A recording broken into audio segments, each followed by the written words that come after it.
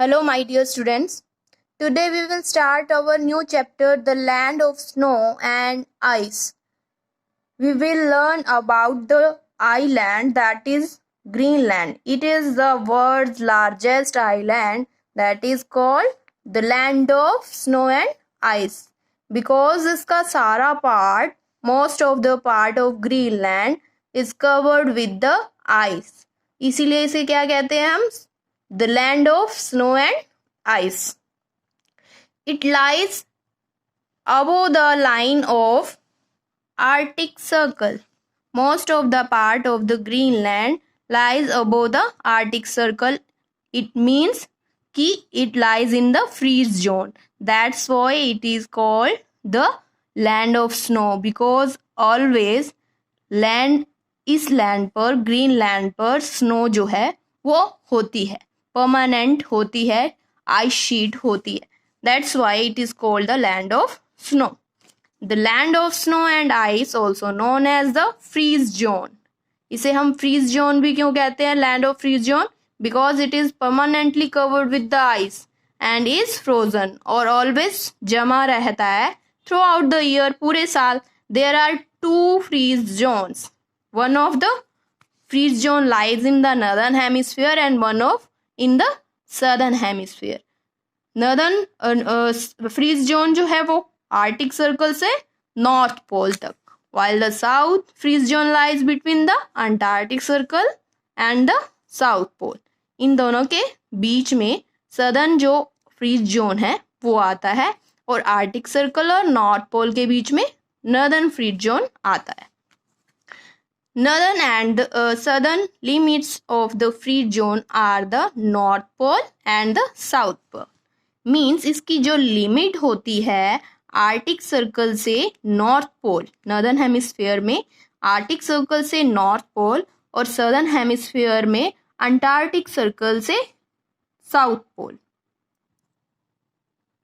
In this world map, it is clear to you कि Arctic Circle, from the Arctic Circle to the North Pole freeze zone है northern hemisphere का, और southern hemisphere का Antarctic Circle से South pole.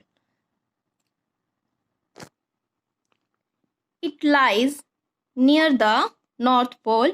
Greenland lies near the North Pole and it's northernmost point is just 650 kilometers from the North पोल.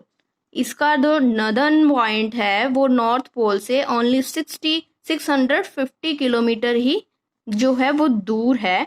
ये world का largest island है and most of the time is buried under a thick sheet. Sometimes जो इस पर sheet मिलती है, ice sheet मिलती है, उसकी थिकनेस 1500 मीटर तक भी हो सकती है. Due to this the settlement is restricted to the coastal areas. इनके कोस्टल एरियाज पर जो है वो रिस्ट्रिक्शंस है कि वहाँ पर सेटलमेंट जो है सेटअप नहीं कर सकते. यहाँ डेली जो है स्टॉर्म जो है कभी भी आ जाते हैं, स्नो स्टॉर्म जो आते हैं वो कॉमन होते हैं. There are very few large town in Greenland. Greenland में जो क्या है बहुत कम सेटलमेंट्स हैं, बहुत कम लोग रहते हैं, और ग्रीनलैंड में टाउन्स जो हैं वो लिमिट में है. मीन्स वहाँ लोग जो कम है, पॉपुलेशन कम है, सेटलमेंट्स भी कम मिलती हैं. Here you can see the picture of Greenland कि मोस्ट ऑफ द पार्ट जो कवर है with the ice sheet and south western part, इन एरियाज में जो है सेटलमेंट्स रहती हैं. यहाँ जो लोग हैं वो रहते हैं सेटलमेंट्स बनाकर कि इन एरियाज पर सेटलमेंट्स मिलती हैं. इन्यूट्स क्या होते हैं? Inuits the people of the Greenland. यहाँ पर रहने वाले लोगों को इन्यूट्स कहते हैं. They called the islands Kalaallit Nunaat. इस एरिया को कालालिट नुनाट्स कहा जाता है, जिसका मतलब, जिसका मीन जो है लैंड ऑफ द पीपल होता है. The capital of the Greenland is न्यूक. न्यूक इसकी कैपिटल है. Here you can see its capital Nuuk. It is biggest town of the Greenland. किस डायरेक्शन में है? साउथ वेस्ट डायरेक्शन में। इसी एरिया में मोस्ट ऑफ द टाउन जो है वो सिचुएटेड हैं। इसकी कैपिटल को अर्लियर क्या नाम से बुलाया जाता था, गोदाब जो है अर्लियर नेम था इसका, which is also the largest town of this island. And geography, about the geography, Greenland is an area about, इसका एरिया जो है वो क्या है, 21,75,000 square kilometer, and more than 2/3 of the island is located in the north of the Arctic circle. जैसे हमने अभी आपको बताया कि मोस्ट ऑफ द पार्ट जो है इसका आर्टिक सर्कल से ऊपर है और जो फ्रीज जोन में आता है। It is the part of Denmark का इसे पार्ट माना जाता है। And Greenland most important physical feature क्या है, ह्यूज आइस शीट। यहाँ पर क्या है, बहुत ज्यादा आइस शीट्स मिलती हैं जिनकी डेप्थ मैंने आपको, थिकनेस आपको बताई कि 1500 मीटर तक भी होती है। Greenland most important physical feature क्या है, ice sheet, and it's covers more than 80% of the Greenland total land area. Total land area का मीन्स ग्रीनलैंड के 80% एरिया पर आइस शीट जो है परमानेंट रहती है और average thickness of the ice is 1500 metre. The snow that falls is squeezed together into ice layers. कई जो है स्नो जो है स्नोफॉल होने से इसमें जो शीट है वो काफी थिक मिलती है, आइस शीट जो होती है। And these layer push outward towards the sea, जो सी को धकेलती है। मीन्स इससे क्या होता है, कई बार ऐसा होता है कि जो शीट है वो फ्लो करती हुई भी दिखाई देती है, ठीक है। जैसे आपने अगर टाइटैनिक मूवी देखी हो तो उसमें जो ऊपर आइसबर्ग्स हैं कैसे फ्लो करते हैं, वाटर में कन्वर्ट हो जाता है अगर टेम्परेचर चेंज होता है, और आगे वो कुछ पार्ट जो है उसका वो फ्रीज्ड में रहता है और वो उस पर फ्लो करने लगता है वाटर पर, जिसे हम आइसबर्ग कहते हैं। The large masses of the ice that moves slowly, उसे हम क्या कहते हैं, ग्लेशियर।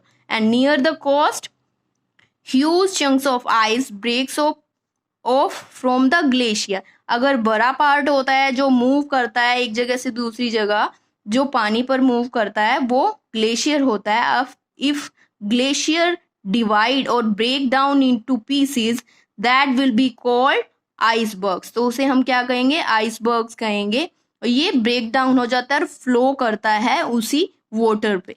अभी आपको मैं आइसबर्ग की एक पिक दिखाती हूँ। इसका most of the part iceberg का वो वाटर से नीचे रहता है और कुछ पार्ट पानी से, वाटर से ऊपर हमें दिखाई देता है, right. The iceberg are very dangerous. Iceberg बहुत डेंजरस होता है और बहुत लार्ज स्केल पर किसी भी शिप को डेंजर में कर सकता है।